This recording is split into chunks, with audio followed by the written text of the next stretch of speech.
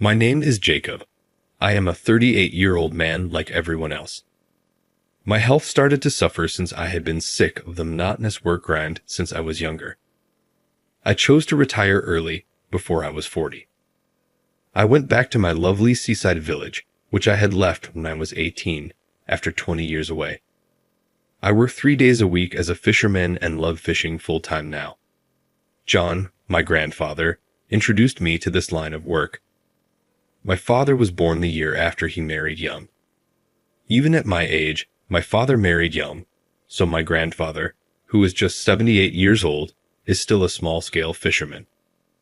He's thrilled to have me back because we used to spend a lot of time together when I was younger. He often takes me out on his little fishing boat now that I'm at home, and before I know it, he asks, "Why don't you take over for me?" He began to introduce me to the fishing industry. Since I had no intention of returning to my previous career, I reasoned that living a lifetime surrounded by nature wouldn't be all that horrible. I agreed right away, and we went fishing. However, it turned out that the years I spent watching my grandfather work and the real work I did were very different. To start with, everything has such an odd fragrance. Furthermore, everything demands a significant amount of physical strength, including cleaning the fish and pulling in the nets. It was difficult, even if at first I was only helping my grandfather, and I secretly complained, "I don't want to do this anymore." However, my grandfather would smile and ask, "Hey, what's with that pathetic look on your face?" When he saw my expression, "You'll never be my right-hand man at this pace. Come on, pull correctly and bend your knees." He always used this as a means of motivation because he knew how competitive I was. When I began taking sports seriously in school, it was the same. "Oh, so you're going to quit just because some old guy yelled at you?" My grandfather would say to me when I was about to give up, even though the coach and practices were quite harsh. "What is there to be proud of, really, when you're not very good at talking or studying? If you give up now, do you really think you'll accomplish anything? Make an effort and complete at least one challenging task." Now that I think about it, it was fairly harsh, basically telling his own grandchild that he was unworthy. My grandfather was correct, though. I think I would have carried a sense of inferiority and felt burdened by the regret of not giving my all in sports or academics if I had given up on the things I wanted to. The lesson I learned from having someone properly chastise me, assessing my shortcomings, and putting forth a lot of effort to close those gaps relates to both job and education. Furthermore, continuing with athletics allowed me to interact with a wide range of individuals of all ages and backgrounds. I believe that's what taught me how to talk to people who were completely different from me. My grandfather, who has always thought of me as awkward and slow, must have known that I would find it difficult to adjust to working life. He was adamant about keeping me in the sports club because of this. His intention was to fortify me. After facing the difficulties of adulthood, I can now truly comprehend his intentions. I was able to focus on my schoolwork later because of the sense of achievement I had from continuing with athletics. I landed a notoriously hard job, but my sports-related perseverance, physical strength, and people skills more than made up for my innate awkwardness. I was working nonstop in the city for a time, but after days of improper sleep, my body and mind began to deteriorate. I had aged prematurely and appeared considerably older than I actually was before I realized it. Despite being in my 20s, I appeared to be in my late 30s. I was fulfilled at the moment, respected by my coworkers, and liked by everyone around me. However, I would say no if you asked me if I would like to travel back in time. I think it's pointless when young people boast about how little sleep they get or how many hours they work, as I hear them do these days. In fact, when I pushed myself too much, my health checkups turned out badly. I resolved to stop caring about professional advancement and save as much money as I could since I was afraid I would become really sick. I turned in my notice of resignation. My managers made several attempts to stop me, but I refused to exchange my health and life for a job. I made a clear decision. I'm working with my grandfather right now to stay busy. Some would argue that even though it's a little more difficult than moderate employment, I'm still young enough to handle it. However, my body at that point would have been that of a person in their late 60s. I reasoned that it would be wiser to step down early and prolong my healthy years rather than wearing myself out while I still had some vitality. I had even heard tales of office workers who disregarded their health, which resulted in the development of cirrhosis and a death sentence in their 50s. My determination was strengthened even more by those tales. I'm okay with that, even if I won't get credit for saving more money or feeling like I've grown personally. Realizing that my greatest wealth is my health, which is also my most important possession. I was inspired to dive into the sea and catch a variety of seafood by witnessing my grandfather do it. I made the decision to become a full-time fisherman for this reason as well. I had to formally become a fisherman by joining the fishing cooperative in order to obtain seafood of that caliber. I consequently acquired the credentials I needed to dive into the adjacent sea and collect seafood, including abalone. There is a flourishing farming community on this island, with lots of fields and rice paddies. We had wonderful fresh food every day and frequently traded different vegetables from the fields for seafood. My existence on the island became rather satisfying in this way. One day, while I was routinely strolling around the port with my fishing gear, I noticed something peculiar floating in the water. A large, pinkish-purple object. What is that? I pondered. It appeared strangely spherical and three-dimensional, unlike ordinary rubbish or clothing. I was staring at it when all of a sudden there was a splash and it began thrashing around.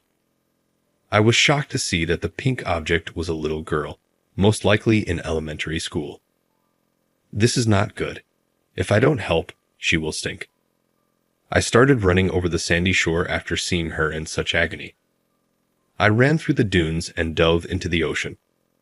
I waded through the waves and swam hard in the direction of the girl. I then understood why, when I was younger, my grandfather had hammered swimming into me so hard. Due to the lack of activities in the area, even young children often play by the lake. This kind of accidental seawater drowning occurs frequently, even in cases where parents take precautions. My grandfather trained me how to swim for extended periods of time in deep water, probably so that I would be able to leap in and save someone if necessary.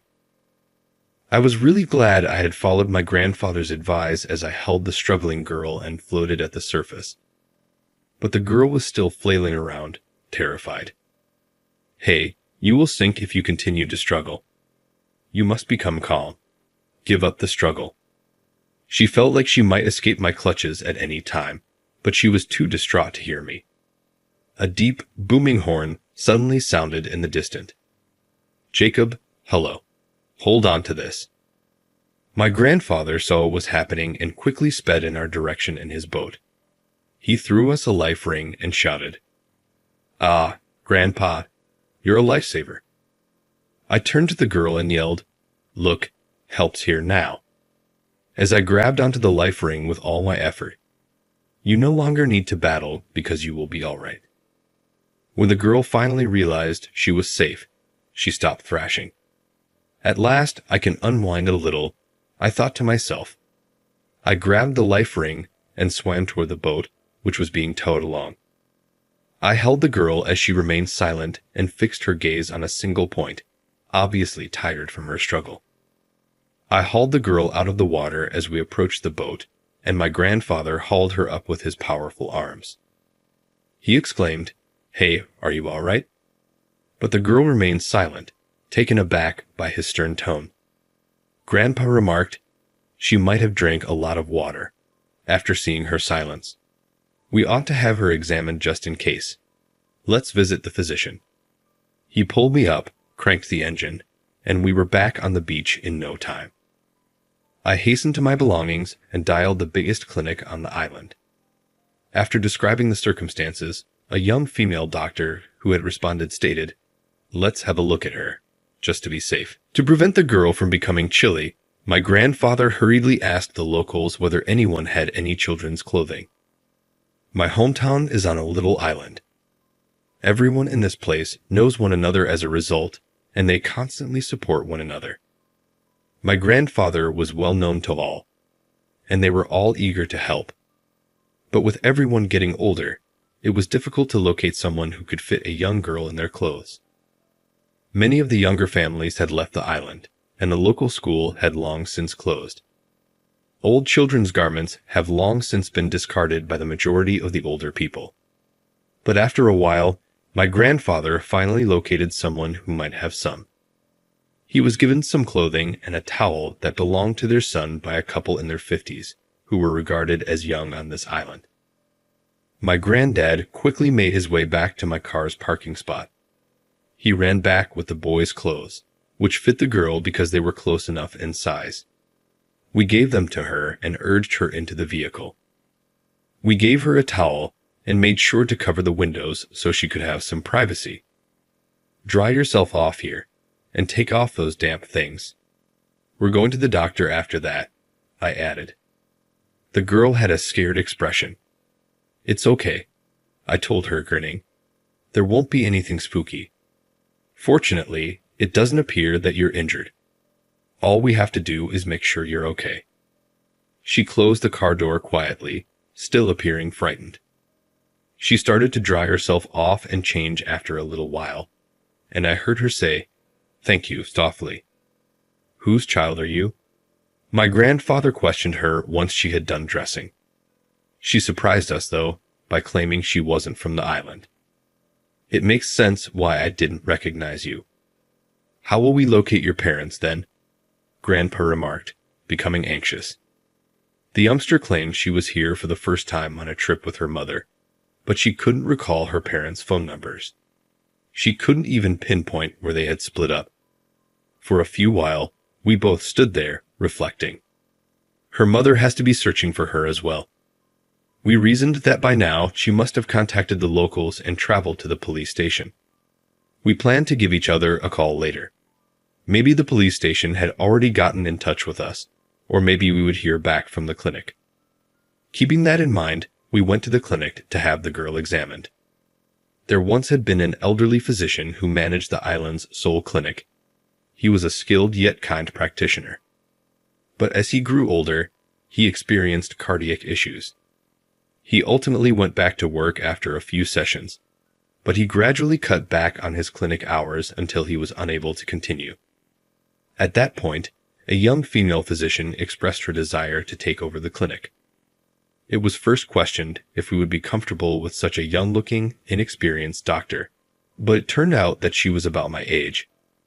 Since none of his children had chosen to become doctors, he chose to commit the clinic to her because of her ability and vast experience. Her arrival was welcomed by the people, who had been concerned about the island's healthcare system's future. Despite its age, the facility exudes coziness because to its soothing wooden construction. Perhaps that's why the girl seemed to loosen up a little as we got closer to the building. The young doctor greeted us warmly and gently as soon as we opened the glass doors. "You must be Jacob, I see. Please enter," she pleaded. After hearing that, I entered the clinic.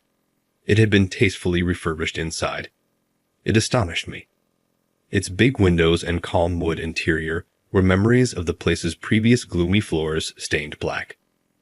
The old bookshelves had been replaced as well, and were now stocked with senior citizen magazines.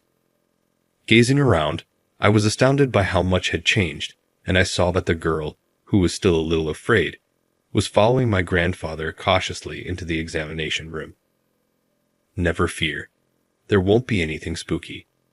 You were saved quickly, so I'm sure you're okay." Grandpa patted her back tenderly. As the girl and the doctor entered the examination room, the tension in her face gradually eased. The examination's findings demonstrated that the girl's body was in excellent condition. We were relieved to hear the official outcome, even though we had assured her that everything would be all right. My grandfather called the police station during the exam, and sure enough, her mother had arrived and inquired about her. She had left for the clinic. The girl suddenly brightened when she heard this, giving me her first smile and asking, "Really? I'm grateful." Shortly later, We observed a woman sprinting wildly from outside the clinic toward it. 1. I really apologize. It appears that my daughter upset you. The woman was in her 30s and was panting from running. She was elegant and lovely. She reprimanded her kid before introducing herself as Lily. Hey, did you tell these people your name and thank them properly? She asked, turning to face the girl.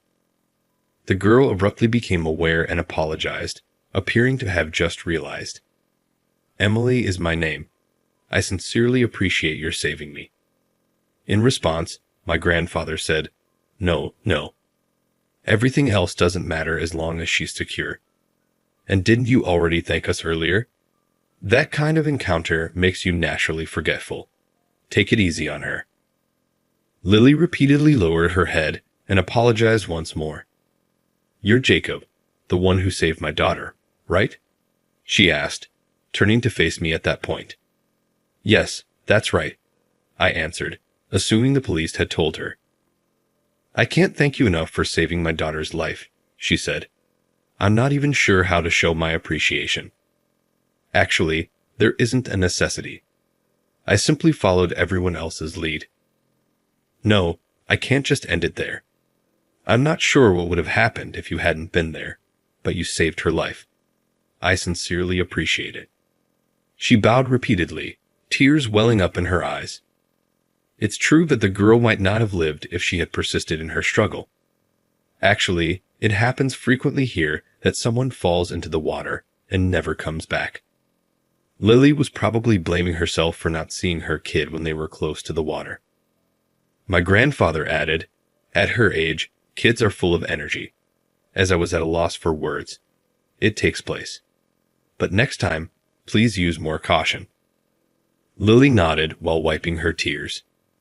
Why did you go off to such a dangerous place by yourself? She reprimanded Emily. Emily responded, Well, the men looked like they were having so much fun swimming. Ah. I thought to myself, she must have seen us diving for abalone the day before. She must have reasoned that she could enjoy herself just as much as us if she dove into the sea. She had courage, though, for a child to jump into the water fully clothed, I had to say. We are certified divers with specialized training. The equipment you were wearing is completely different from what we wear. You realize now how dangerous it might be after entering the water while still wearing clothes, don't you? Emily gave a faint nod. I then made her swear that she would never do that again.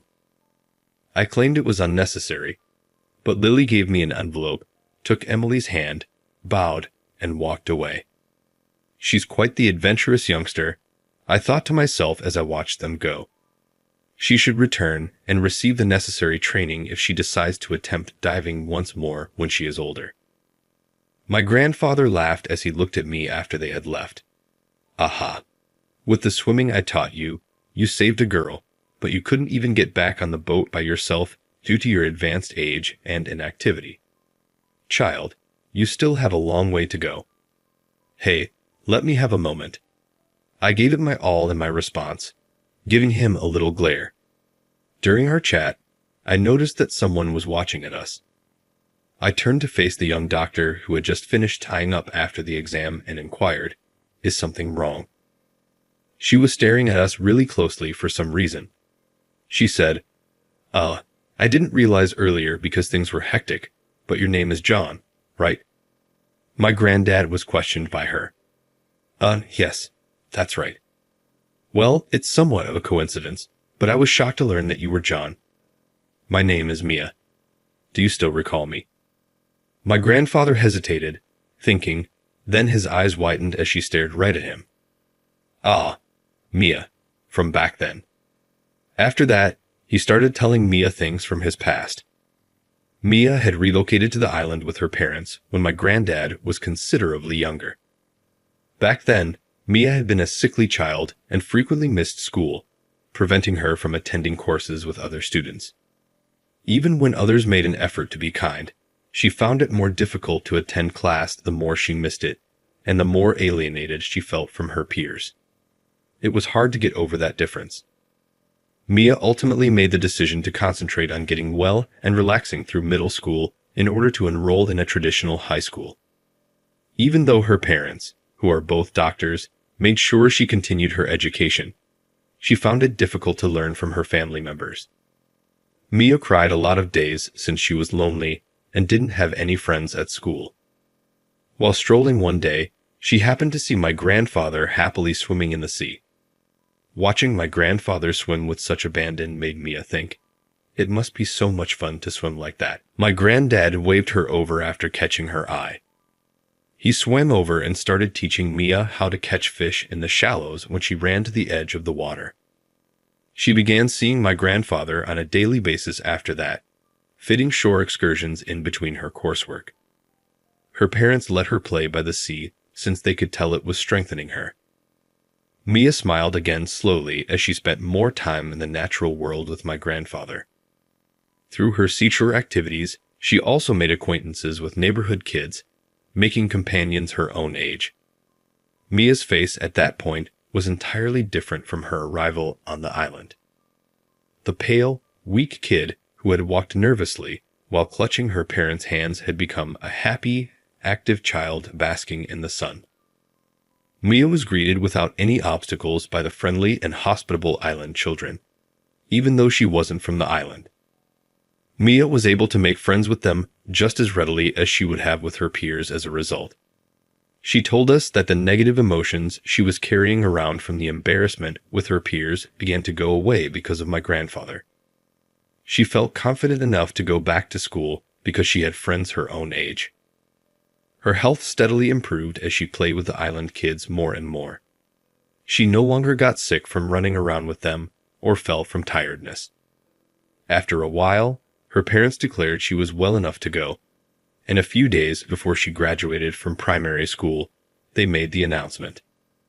After around 2 years, Mia's fun time on the island came to an end, and she returned to her hometown to start middle school. She begged her parents to let her attend middle school on the island since she loved it so much. Her parents, however, forbade it because they knew the island's middle school was failing, and they wanted their daughter to become a doctor. With tears in her eyes, Mia vowed to return to the island eventually. Mia went on to say that my grandfather had given her something more for which she was thankful. She had experienced hopelessness as a young girl, thinking she was forced to follow her parents' instructions. She didn't dislike the notion of being a doctor. Rather, she felt pressured to pursue it because her parents were in the medical field, as though she had no other choice. Even though I had my own will, I couldn't bring myself to say anything because they were my parents, and I didn't want to offend them. It was unimaginable for me to argue with them, because I was always respectful and serious, she remarked. My grandfather said to Mia, who had shown dissatisfaction with her desire to become a doctor, "Look, no parent is going to abandon their child just because they get upset during that period. Granted, some parents are bad, but yours don't seem to be one of those. Did they come to this island specifically for you? For it, they even took time off from work. Few parents would go to that extent. Thus, perhaps if you are sincere with them, things will gradually improve. They may not change their wishes, but if you demonstrate your independence, they will see that you are capable of leading a fulfilling life without becoming a doctor. They will comprehend if they truly love you." Inspired by his remarks, Mia informed her parents that she would choose to attend public middle school rather taking the admission tests for private schools. She later made the decision to become a doctor after discovering, via internet research, that there weren't many medical facilities available on the island. My grandfather appeared shocked, not realizing that this was the reason Mia had come back to the island as a physician. Hearing about my grandfather's prior involvement in her life astonished me as well. My grandfather smiled gently and said, "I see you, Mia. You really did care about this island. It's true that not much remains on this island, and none of us anticipated the arrival of a young physician.